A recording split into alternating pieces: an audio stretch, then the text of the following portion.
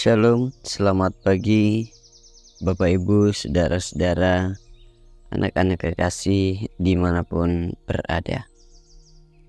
Senang sekali berjumpa lagi dalam program Renungan Harian Toraya, edisi Selasa 19 Maret 2023. Saudara-saudara, kita akan mendengarkan firman Tuhan. Mari kita berdoa. Bapa kami dalam kerajaan sorga, dimuliakanlah Engkau. Kami bersyukur untuk setiap kasih sayang pemeliharaanmu yang kami alami.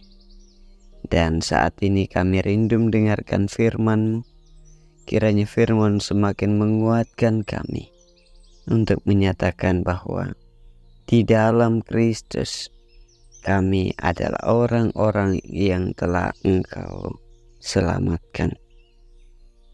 Ya Bapa, ini doa kami di dalam kasih-Mu. Amin.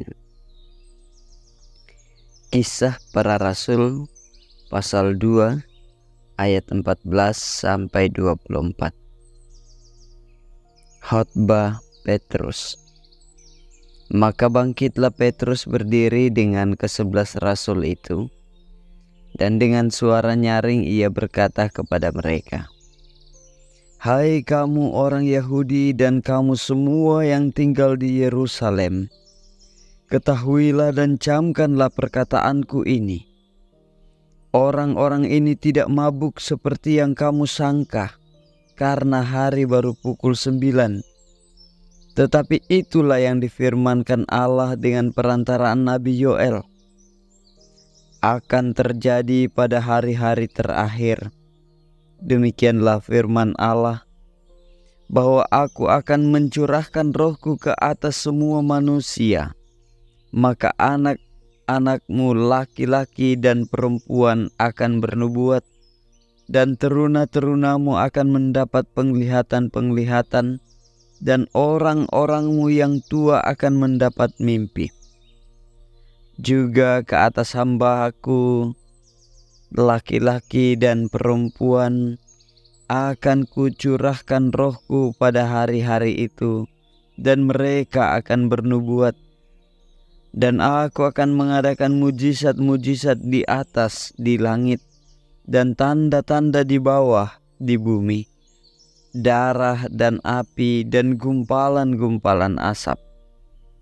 Matahari akan berubah menjadi gelap gulita, dan bulan menjadi darah, sebelum datangnya hari Tuhan, hari yang besar dan mulia itu. Dan barang siapa yang berseru kepada nama Tuhan akan diselamatkan.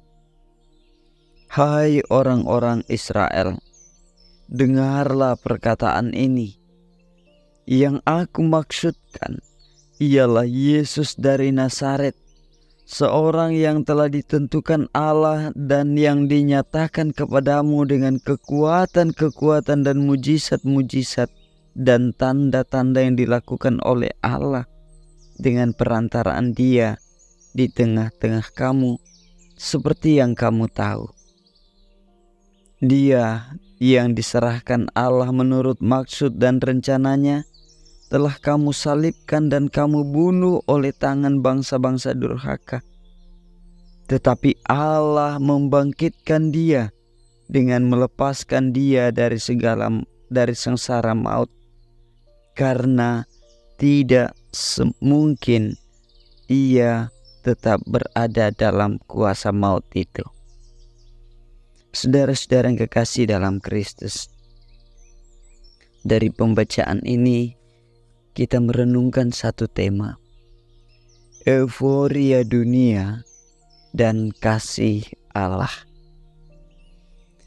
Euforia dunia dan kasih Allah. Kamasanangan na lino na paakaboro na puang. Saudara-saudara yang kekasih, saat ini kita telah berada di era revolusi industri 4.0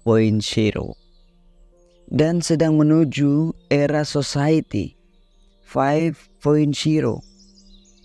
Di era tersebut, segala keajaiban dunia dapat sungguh memesonakan dan menarik perhatian kita. Namun, ketakjuban kita terhadap segala kemewahan dan kemudahan perkembangan zaman justru dapat menghanyutkan kita. Perasaan itu juga justru mengantar kita pada keraguan-raguan dan membuat kita lalai mengenai keberadaan kita. Bacaan kita saat ini juga mengalami perasaan takjub saat para rasul berkata-kata dalam banyak bahasa yang mereka mengerti. Orang banyak itu tercengang-cengang dan sangat kebingungan atas apa yang sedang mereka lihat, dan dengan bahkan dalam kegamangan itu ada dari mereka yang menyindir para rasul sedang mabuk oleh anggur. Namun Petrus tegas mengatakan dengan suara nyaring bahwa mereka tidak sedang mabuk oleh anggur, tetapi itulah firman Allah yang sedang digenapi. Di hari-hari terakhir ini, kita akan menyaksikan begitu banyak peristiwa-peristiwa yang sangat memesona yang dapat membuat kita hidup dalam kebingungan. Bahkan kepada siapa kita percaya mungkin tidak lagi kita sadari. Mereka yang hanyut dalam euforia semacam ini akan kehilangan kesadaran diri. Dan yang terjadi adalah seperti yang dinubuatkan oleh Nabi Yoel bahwa keselamatan hanya bagi mereka yang datang berseru kepada Tuhan dengan penuh kesadaran. Karena itu saudara-saudara yang kekasih dalam Kristus, mari terus kita bersama menyatakan iman kita di dalam Tuhan Yesus Kristus. Sebab keselamatan kita hanya ada di dalam Dia. Amin. Kita berdoa. Ya Bapa, peliharakan kami senantiasa untuk menjalani kehidupan kami dalam kasih Kristus, sehingga euforia dunia ini tidak akan menghanyutkan kami, melainkan terus akan menopang kami untuk mengakui kebesaran-kebesaran kuasa kasih dan memuliakan Engkau. Bapa kami dalam kerajaan surga, beri kami hikmat untuk menjalani hidup di dalam pertolongan-Mu. Berkati anak-anak Tuhan, mereka yang saat ini bersuka cita, mereka yang saat ini bergumul, mereka yang saat ini terus menyatakan hidup dalam kebenaran-Mu. Dan tolong mereka yang berada di dalam kecemasan, keraguan-raguan.